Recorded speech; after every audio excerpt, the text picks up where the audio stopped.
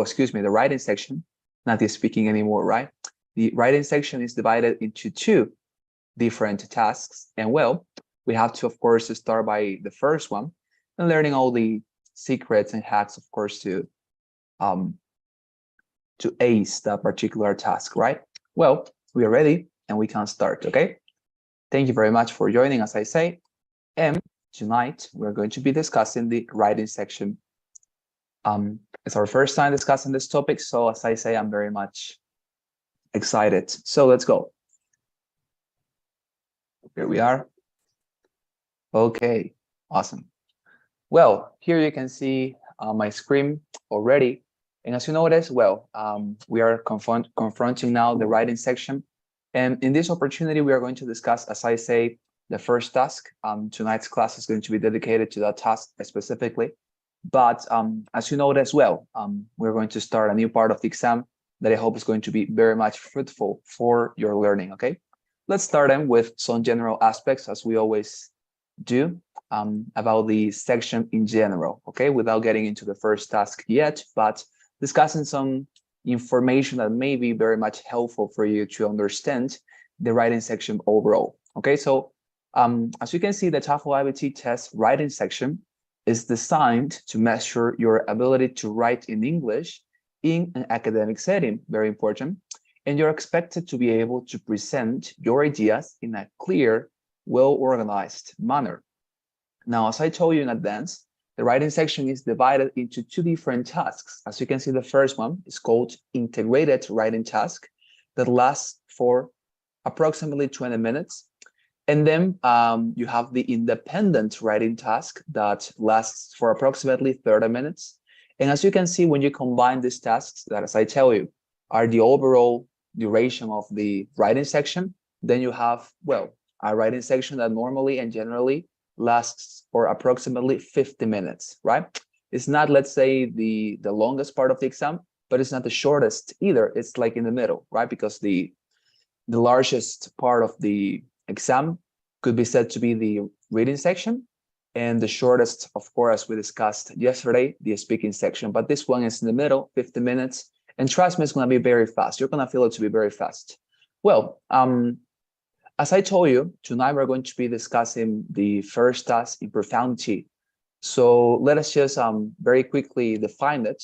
In this first task, that as you can see is called integrated writing task, that I know that title could be turning on some lights on your head right now, but it consists of reading a short passage, listening to a short lecture, and writing in response to what you read and listened to. Now, before we discuss this in depth and profundity, as I say, let us just comment on this very important feature of the writing section. You'll type your responses on a computer keyboard. Remind that if you are taking the IBT edition, your test center will offer you an American keyboard. Therefore, you must be able to locate all signs and letters on it. Now, remember that we discussed this in our introductory class. There are three types of modalities in the TOEFL exam. We have the IBT version that consists in you going to a test center and receiving a computer to perform and take your exam through that computer using that, monitor and CPU, and of course the mouse and keyboard that the test center offers you and provides you with. Now, another modality that is very similar to that one consists in the TOEFL IBT Home Edition, right? That also implies you to take your exam through a computer. Yes, you take it through a computer, but in this case, it's your own computer because you are not requested to get out of your home to take the exam, but you take it at home with your own internet, your own computer, as I mentioned, but it's anyways through a computer. And then different to those first modalities, we have the third one that is called the PBT version. And in this PBT version or modality of the exam, we have said that, well, we are going to have the same sections, we're going to have the same content, we're going to have the same punctuation system, but there is a difference. And the difference is that you're not going to take your exam through a computer, but you're going to take it on paper. That is to say, instead of reading the passages on your screen, you're going to read them on paper instead of writing on a keyboard, right? That will be the case in the IBT and Home IBT version. You're going to write down on paper with your own hands, right? That's the idea, as I mentioned. Now, of course, if you're going to take the PPT version, that means that you're somebody who likes to write very much with your own hands, right? Um, Remember that choosing this modality depends on you, and everything depends as well on the availability that ETS has on your country, because, well, it depends on where you're living in right now, what modality or version they offer you. And remember that you can see and check that out when you enter ETS website and you register, of course, and you create an account, and you want to, of course, take the opportunity to perform on the exam. When you want to register and enroll for the exam, the first thing they ask you is, hey, what modality would you like to take? And they give you the options available for the country you are living in, right? So for example, in Bolivia, where I am from, right, it's not possible to take the PPT version, for example. The only versions that are available are the IBT and IBT Home Edition. So depends on where you're living. If you're living in, I don't know, in Central America or in any other country of South America, you have to check that out, as I say, through ETS website. That's the only manner to know that information, but everything, as I say, depends on you and on that availability. It's just about that. But anyways, if you're going to take the home IBT version or the IBT version, as I say, you're going to take this exam through a computer. And, well, implying, of course, the usage of a keyboard as well. And, well, it's very important to know that if you're going to take these modalities or one of these modalities, you're going to use a keyboard configured in American English. And that is very important to know, because let me tell you something of my experience. The first time I took the exam, as I told you, I didn't have these classes, right? I didn't have nobody who told me how was the actual exam. Therefore, when I was practicing at home for the exam by myself, I always practiced the writing section, because I took the IBT version. I always practice with the normal keyboard. That is to say, keyboards in Latin America are normally, of course, programmed with Spanish, right? Latin American Spanish. So I practiced the writing section that way. And it happened that on the day of the exam, when I went to my test center to take the exam, the keyboard they gave me was in American English. And of course, you know that the American keyboard is different to the Spanish one. The letters are placed into different positions, symbols as well. How to make apostrophes, for example, it's different. How to make commas, semicolons, colons, slashes, it's totally different. So, of course, I had a very difficult time. I was totally, let's say, I was going through a very, very much painful time, because I had a lot of troubles. I had to ask for help to the staff members from ETS to tell me how to make symbols. Well, happily, they helped me, but that took me, well, or that somehow obligated me to waste my time. Instead of writing, I was asking for help, right? And having these people telling me, hey, you have to press out 64 or something like that, right? So I don't want that to happen to you. So if you're going to take the IBT version or the home IBT version, make sure to practice with American keyboard, okay? Because they are going to request you to write down with American keyboard. That is a requirement. So always practice with that. And in order to, of course, learn how to write the letters on that keyboard, you can make your research on the internet. It's very easy. There are a lot of images, tutorials, how to make an apostrophe in English, and everything. It's very much intuitive as well. But please practice with American keyboard, okay? And trust me, it's going to be beneficial at the end, because if you're aiming to go to the US or to work for an American company, at the end, you're going to have to get used to it, right?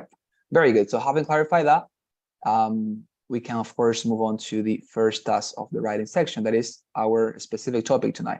But is there any question, dear students, with regard to the general aspects of the section, something that I could clarify? Please tell me. Claudia, Elsa, is there something that I could clarify with regard to the writing section, general aspects? Yes, if I take the IBT Home Edition, how my keyboard is going to be different? Yes. Well, what they ask you to do is that when you're going to take the home IBT version, ETS is going to send to you, in this case, it's going to send to you a software. You know what is a software, right? It's basically the software is the overall configuration of the computer. And they ask you to install the software.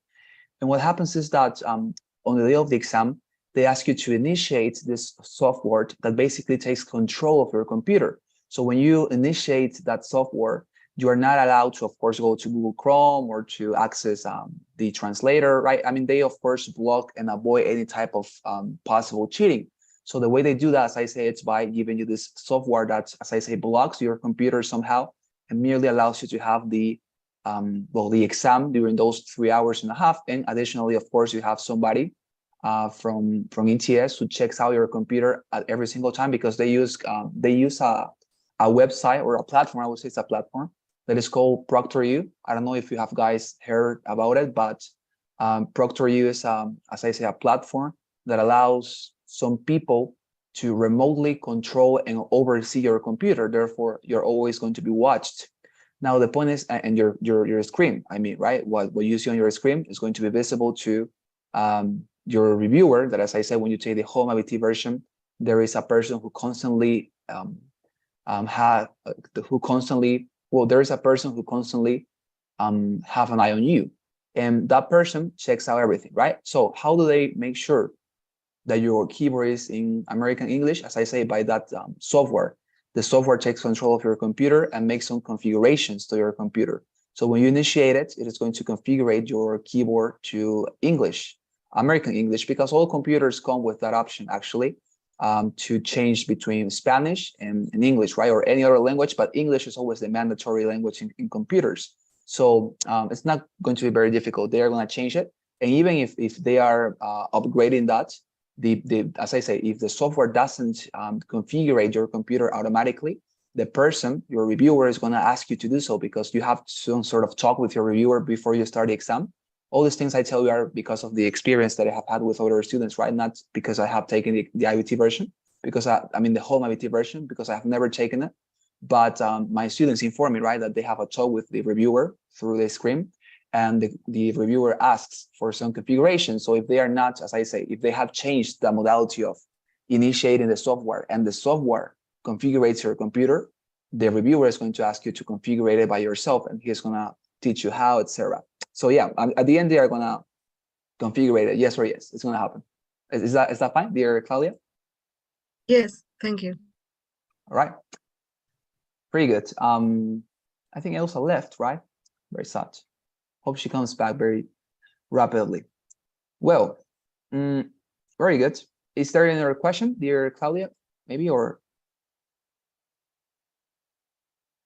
Okay, great. Elsa, do you have any other question about the writing section? We can move to this.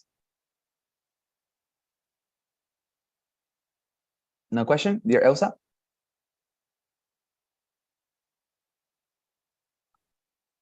Okay, great. I think there are no questions. Good. Well, let us discuss now the yes, no questions, or there is one? No question. Okay, great. No. Here you are. Okay, thank you very much, Elsa.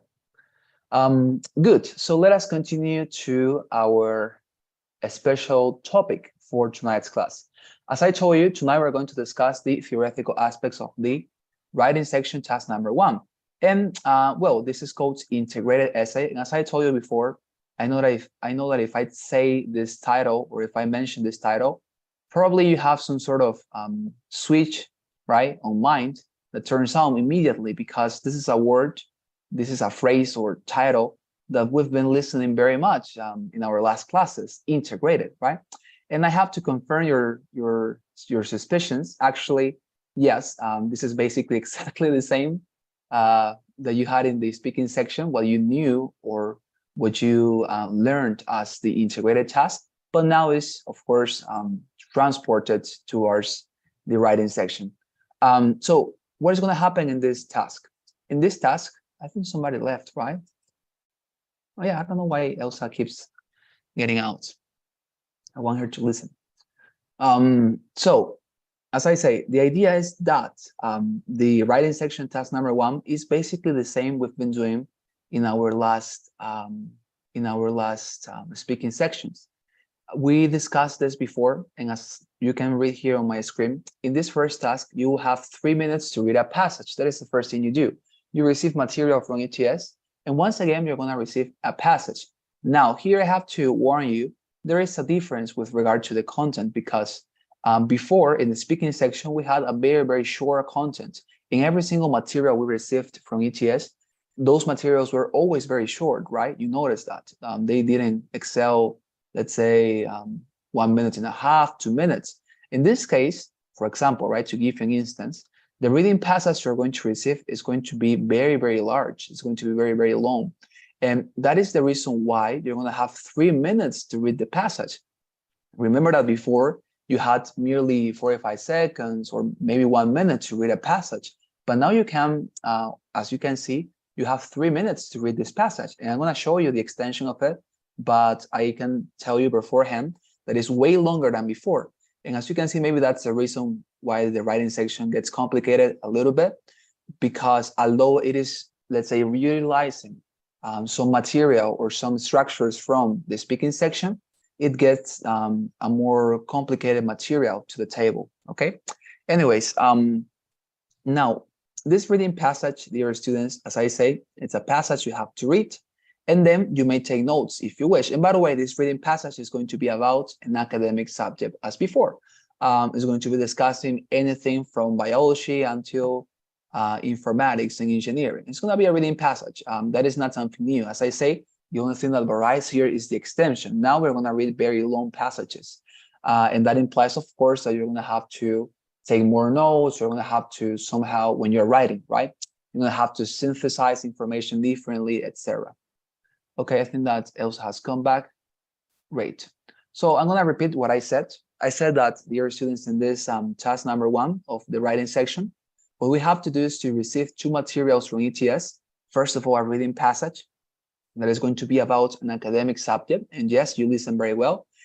It's very similar to what we did in the 3rd task of the speaking section, right? We received a reading passage that was very short, and then we received a lecture.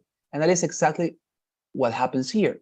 First of all, you're going to receive a reading passage, but in this case, although it is also about an academic subject or topic, it is going to be longer than before, okay? This passage, as you can see, will give you or will allow you to have 3 minutes to read it.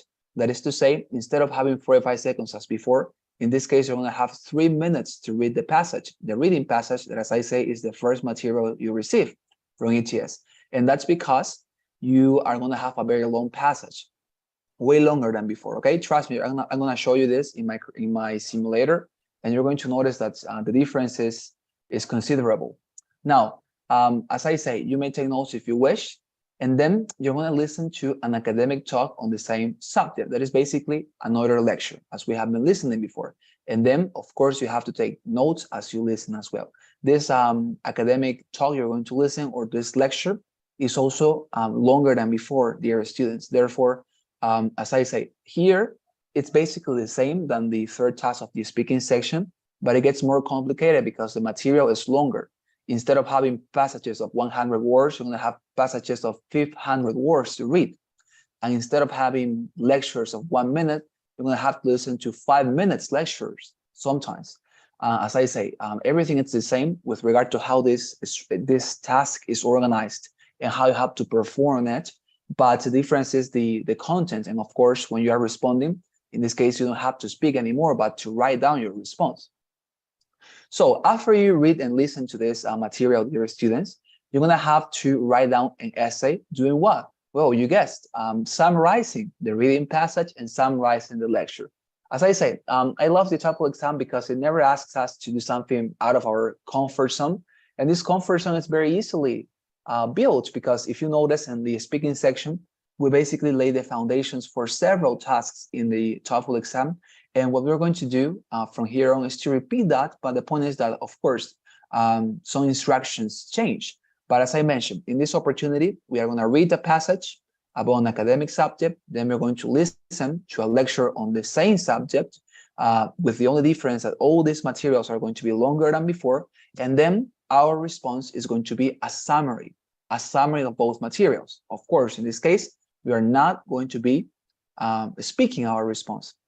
We're not going to deliver a speech as a response, but instead of that, we're going to deliver a written summary. We're going to write down a summary, okay, of these materials. And of course, I have a template for you, don't worry.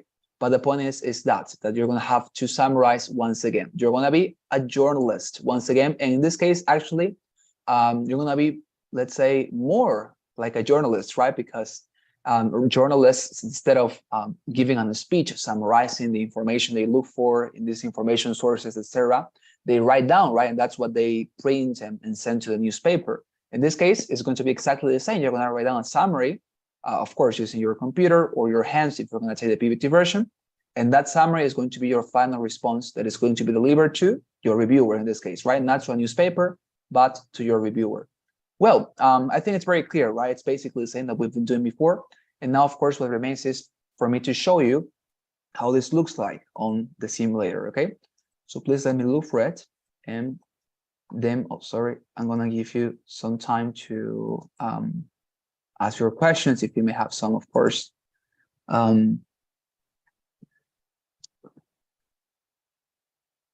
Let me please access this here as well. All right. Just a sec. Just a little sec. Writing here. Okay. Well, let me show you then how this looks like. Okay. Now, as you can see, first thing when you enter the writing section is a set of instructions as before. In this instruction, basically ETS tells you what you're going to be facing, okay, during your first task of the writing section. All these things, of course, are unnecessary for you to read because we are discussing this right now, right? But if you can, or if you want, you can read this on the exam as well. Well, when you start, dear students, with a section, as I told you, the first thing you're going to receive is a reading passage discussing an academic topic. Now, here I have it. And as you can see, if I scroll down, this is a longer passage than before, right? Look at it. Let's say in the past, your reading passages were until here. But now look at how many other paragraphs you have to read. It's considerable. The difference is considerable now. So as I say, in this case, the topic is very similar. The material is very similar, but it's longer, all right?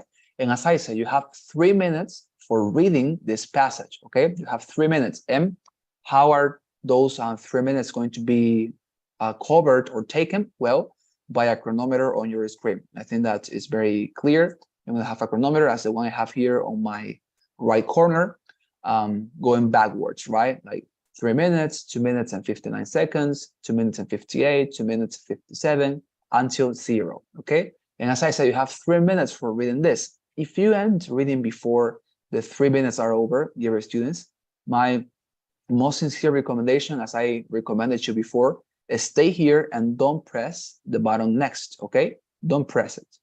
But stay here and start summarizing, of course, on your paper, right? Because you want to have your paper to take notes. It's always available, by the way, during the exam, as I told you.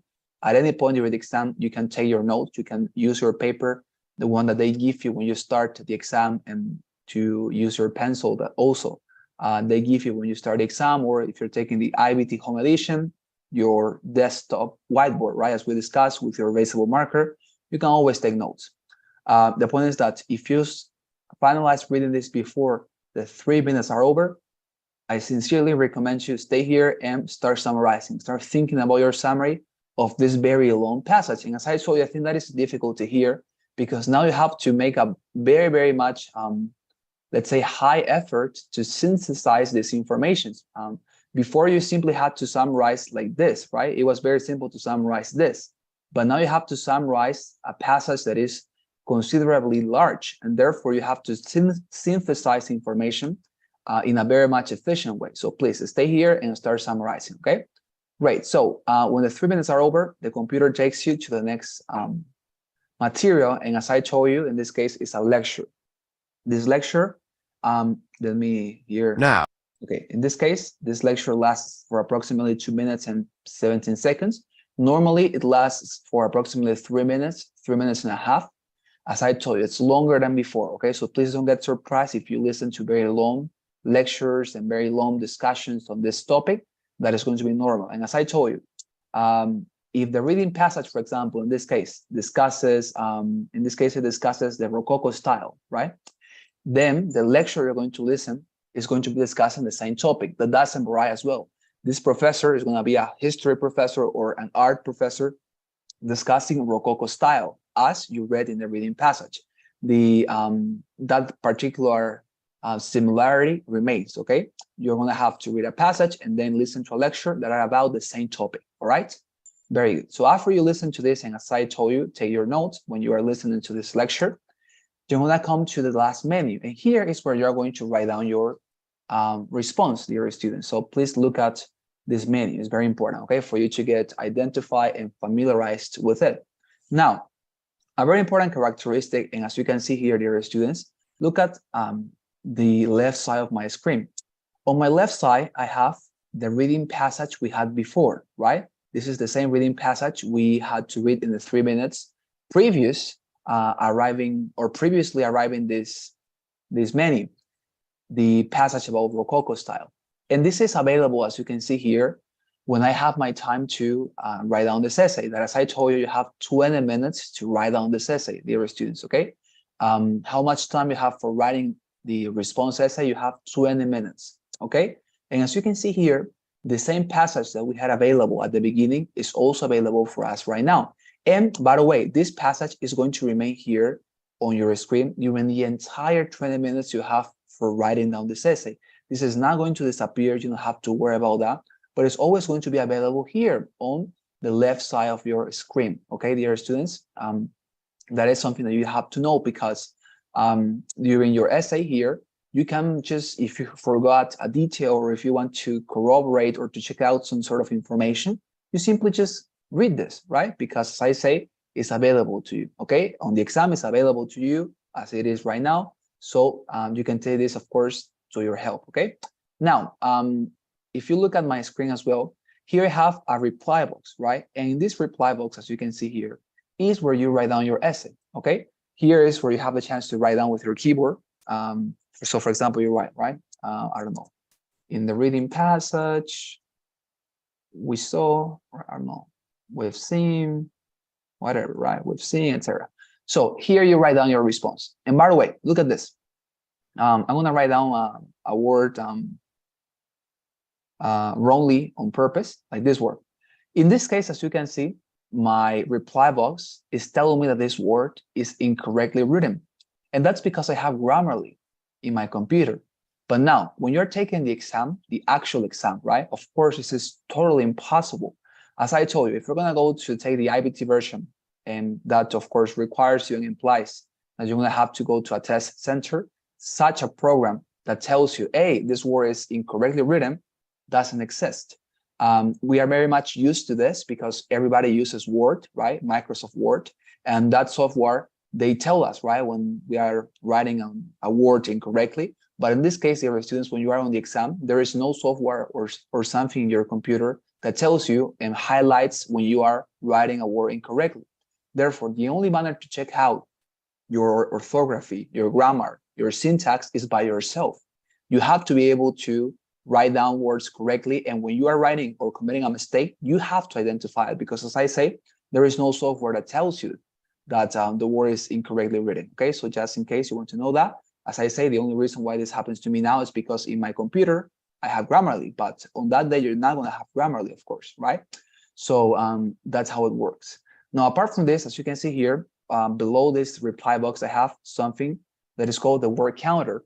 Now, this word counter, as you can see, basically takes count of my words quantity. So, for example, if I continue writing, right, we've been, I don't know, introduced to the topic of, as you can see, as I continue writing, my word counter increases because it tells and catches how many words I am writing at that particular moment.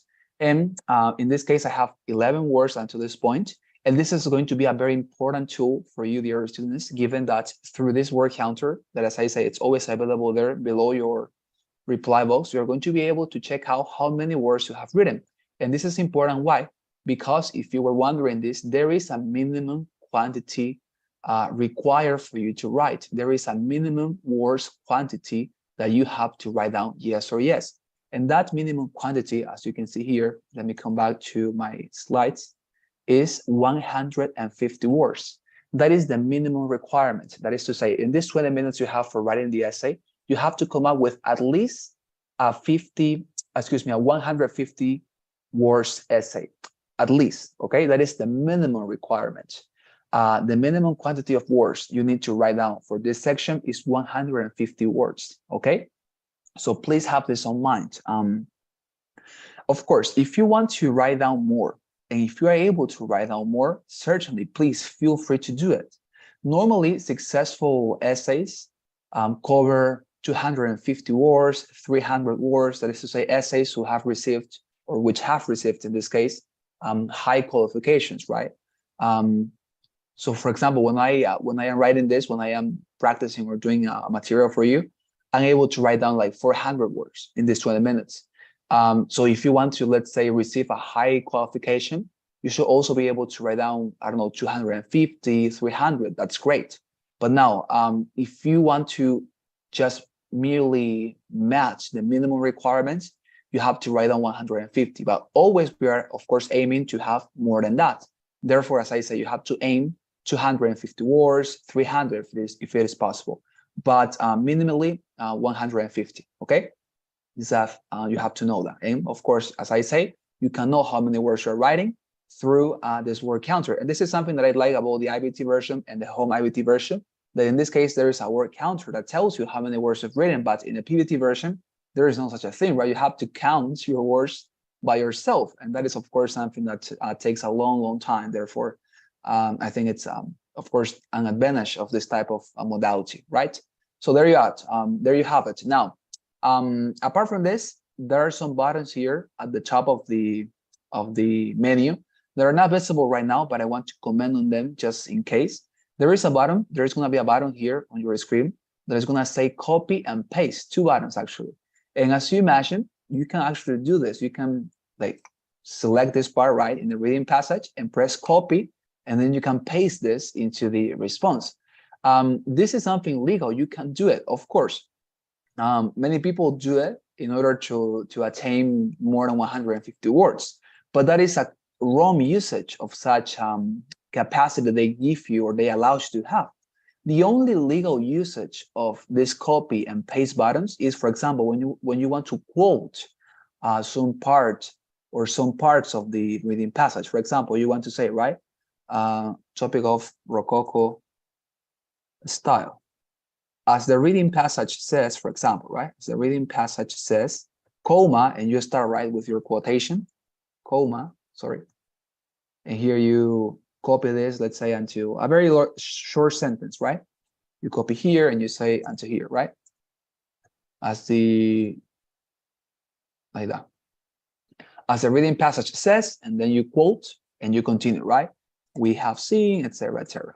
So as I say, please don't overuse this capacity you have with the copy and paste buttons, because they are going to notice it. If you are just copying and pasting the information you have in the reading passage, of course, they are going to notice it, because the reviewer is going to be always checking that detail, okay? So please don't do it. Just use this type of ability, as I say, to make quotations, and these quotations must be very brief, all right? Apart from that, there are no other buttons. The only one you have here is, of course, next. By the way, you can make Control-C if you want, you know, to undo something. For example, maybe you accidentally erase everything, right? So of course you can press Control-Z and everything like this, right? And everything is going to be recovered. So that also exists just in case something goes wrong.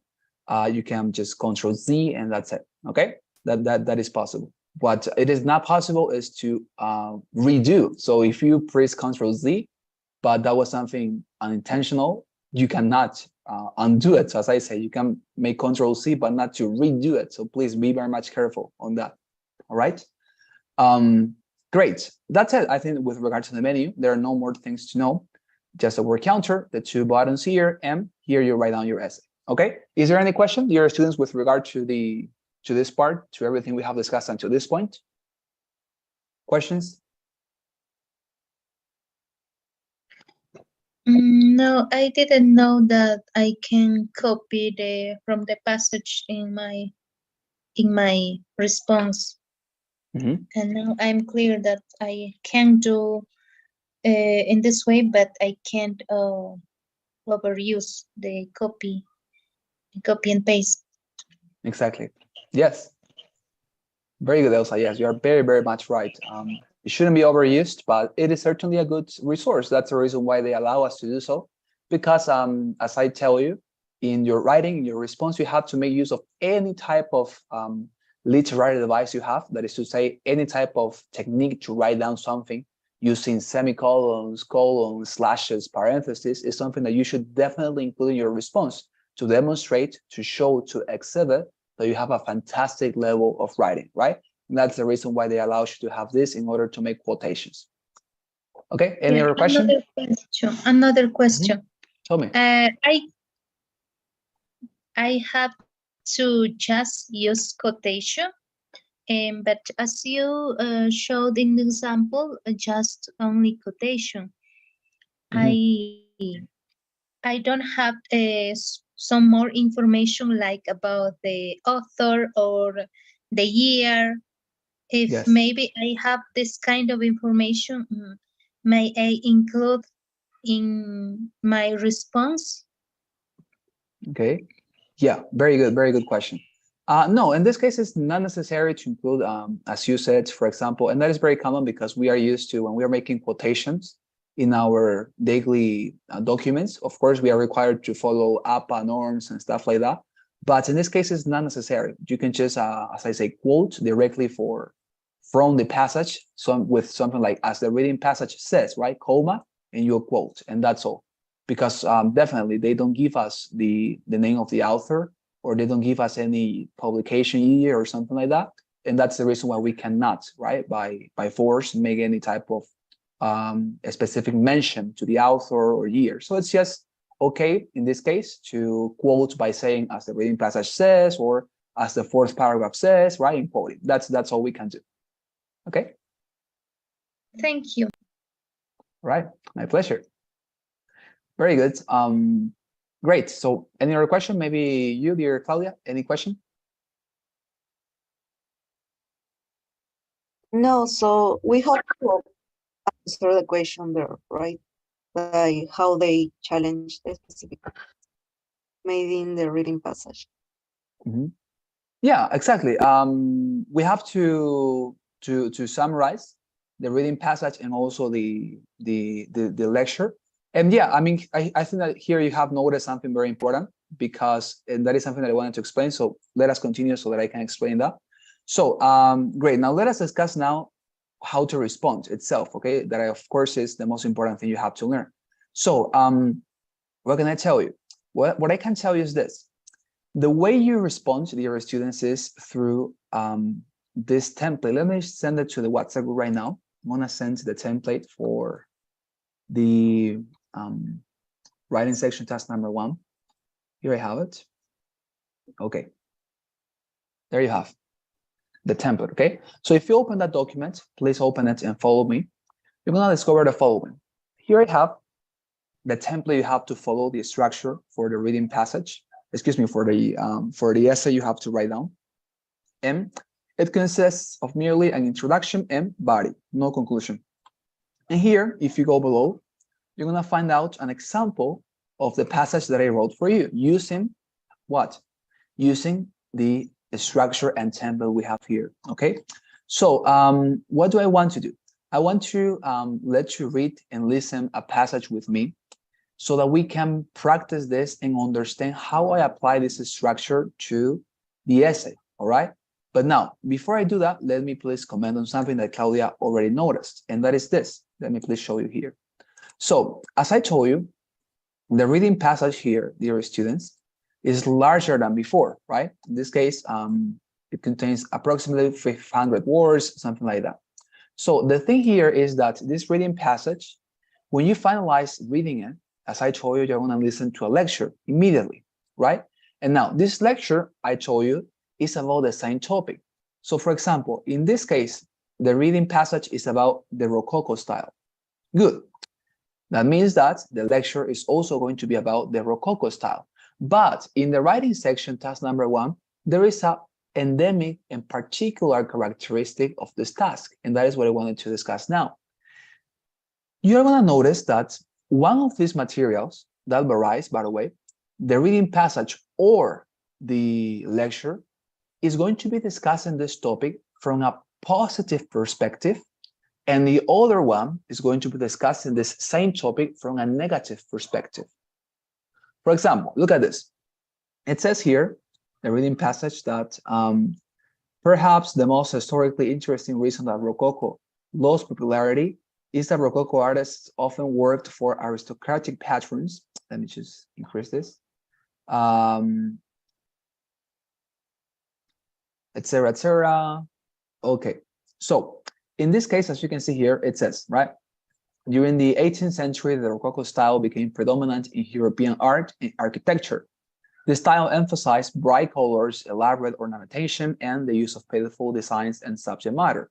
While Rococo artists dominated Europe for decades, since the 19th century, the style has been widely ridiculed. So, as you can notice here, students, this reading passage is arguing that nowadays, Rococo style is ridiculed, right? And the rest of the passage tells us the reason why this particular type of art, the Rococo style, is ridiculed currently by scholars in this area, or the reason why it fell out of favor at that time. So basically, this passage argues against Rococo style. It's gonna, if you read it entirely, we're not gonna read it entirely right now, but the point is that if you read this entire passage, it's gonna tell you negative aspects of Rococo style. It's going to say Rococo style was detrimental because it allowed rich people to take control of the labor class, or it's going to tell you it was just about absurd topics and very unnecessary, I don't know, ornamentations, etc. So it's going to argue, as I say, from a negative perspective. It's going to tell you that Rococo style is basically the worst thing on the planet, okay? Now, when you read this passage, as I said, you have to listen to the lecture. And the lecture is also about Rococo style, but you're going to notice that the lecture, differently to the reading section, is going to argue in favor of the Rococo style. If the reading passage told you, hey, Rococo style is bad for these reasons, and they give you some reasons, right? It's bad for this, for this, for this. Then the lecture, the professor is going to say, or is going to argue positive things about Rococo style. Let us listen just for a while for you to understand. Now listen to a lecture on the topic you just read about. Your textbook provides a rather one-sided account of Rococo art, dismissing it as an uninspired movement and suggesting that its aristocratic focus, shallow subject matter, and over-ornamentation have led critics to look down on the style. Now, it's definitely true that Rococo art has faced a lot of criticism over the years, but at the same time, I want to argue today that the textbook's dismissal is a bit overstated. It's definitely true that much Rococo art, like the Yeah, as you can see, right from the beginning, right, the professor is saying, hey, this passage you read, and that means, of course, this reading passage, right, the one that you have here, is oversimplificating this topic. It's mentioning wrong statements about Rococo style, and it's going to start to argue positive things about the Rococo style. So as I say, there's always going to be this opposition, and that's what I wanted to arrive. There's always going to be a sense of opposition between the reading and the lecture. Remember that we have been always talking about debate, right, in these classes? So it's basically a debate. The reading passage is going to argue in favor, and the lecture against Rococo style. Or in other topic, it could be the other way around. Maybe the reading is going to argue positive aspects about, let's say, I don't know, the French Revolution, and then the lecture you're going to listen to is going to argue from a negative perspective, saying, no, the French Revolution was awful, it allowed power to fall down in a single center, etc., etc. So as I mentioned, these passages, the reading passage and the listening, are always contradicting in the writing section task number 1. And that's very important because in your essay, when you are summarizing, you have to make clear that, yes, these passages are contradicting and opposing each other. You have to make sure that in your summary, you are clarifying and making your reviewer to understand that such a scenario is happening. And as I say, every single time you practice for this this task, the writing task number 1, these passages are always going to contradict each other. So in your summary, in your essay, you have to make sure to demonstrate that they are opposing each other. And how do we do that? Well, that's the reason why we have this template here, and we're going to analyze tomorrow. and we're going to learn how to use it. And by using this template that I have here, you are going to be able, as I say, to summarize both passages, but at the same time, mentioning and clarifying that they are opposing each other, that they are contradictory views on the same topic, okay? We're going to learn that tomorrow, don't worry. But as I say, today, in order to finalize the class, I want us to read and listen to a passage about Claudius. Claudius is a very, and here we have Claudia. I guess Claudia and Claudius are, maybe they name you Claudia for Claudius, right? The very famous Roman emperor. And we're going to listen to this and read this passage about Claudius. And tomorrow, you're going to have the opportunity to see how I apply this structure here and this template to write down an essay summarizing a reading passage in a lecture that talked about Claudius, both of them. But the point is that, as I say, these passages are contradicting each other. The reading argues against Claudius and the listening argues in favor of Claudius. So now, as I say, let us read that and let us listen to this passage so that tomorrow we can jump directly to learn how to use this template, and then we can practice. Because this is, as I say, about practice and practice as well. It's just, there are no more other pieces of theory to mention here. Okay, so let me look for that. I have it here. I think it's this one. No, it's always at the end. It always happens to me that it's at the end. Okay. Here as well. Here as well. Okay.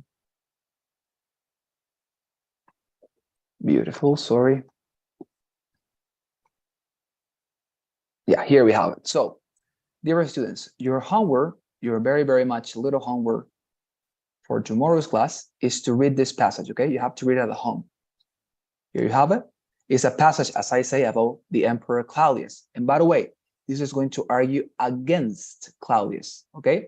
It's going to say, oh, I'm sorry, in favor of Claudius. It's going to argue, hey, Claudius was a fantastic emperor for these reasons, because he built this, he changed this, he made this regulation, etc., okay, in favor. And now let us listen to the lecture. And please here, I want you to take notes because we're going to listen to this once. And your homework, as I say, for tomorrow is to think about how would you make a summary of these materials, okay?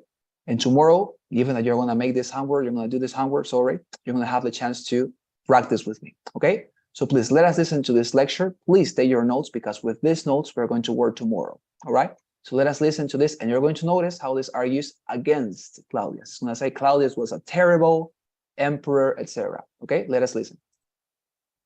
Now listen to part of a lecture on the topic you just read about.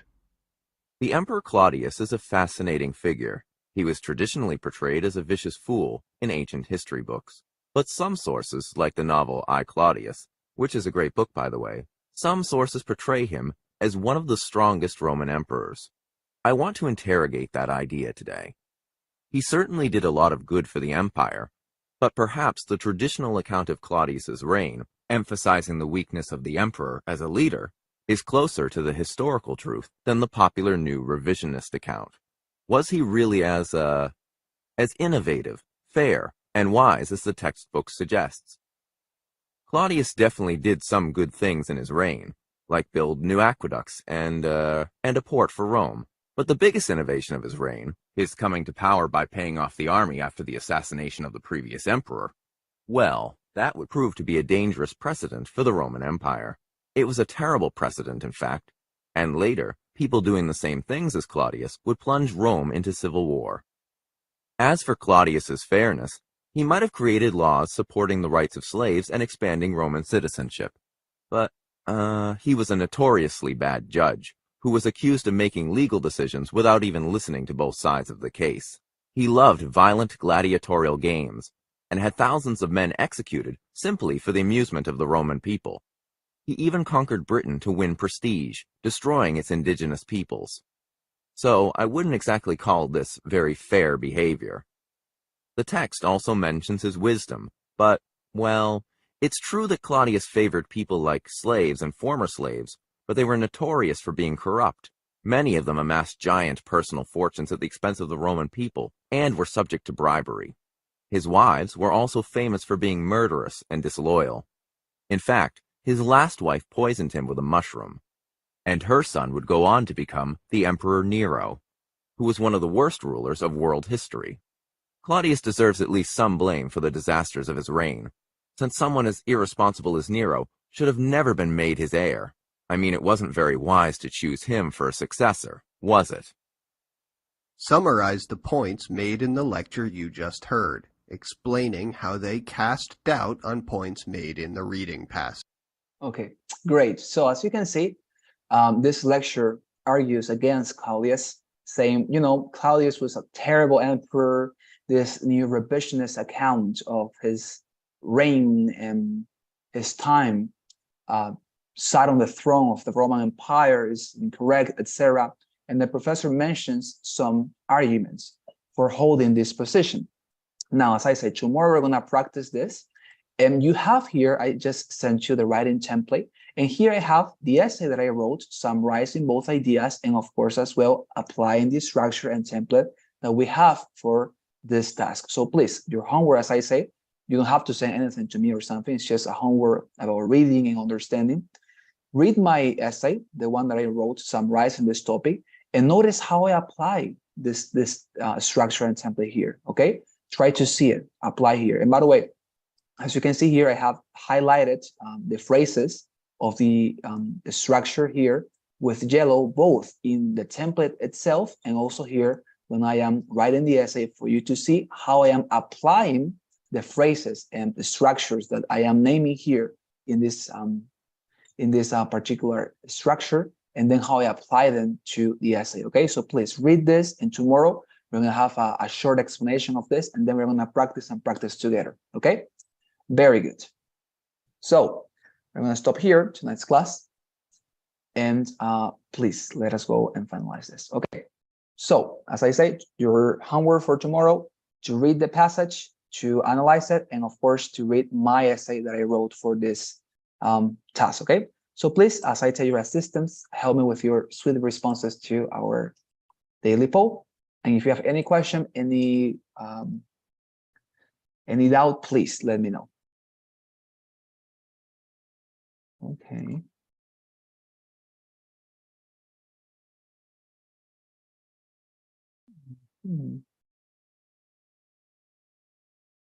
Okay, here we see. Romanet was not present today, right? Yes, she wasn't here today. Okay. What about? Okay, and please, your students, help me with the order poll. We didn't take it yesterday, so please let us take it today, please, dear students. Okay, so sorry for bothering you. And then we have Elsa Maria. Present. Thank you very much, Elsa. And finally, Claudia Hernandez. Here. Thank you very much. All right, wonderful. Thank you very much, dear students, for your kind responses and also for your time. So see you tomorrow. And please, as I say, try to read this passage, try to read my essay so that we can quickly discuss this tomorrow and then to finalize with practices on this task. Okay, have a wonderful night. See you tomorrow. Thank Bye-bye. you. Thank you. Bye. Bye-bye. Thank you. See you.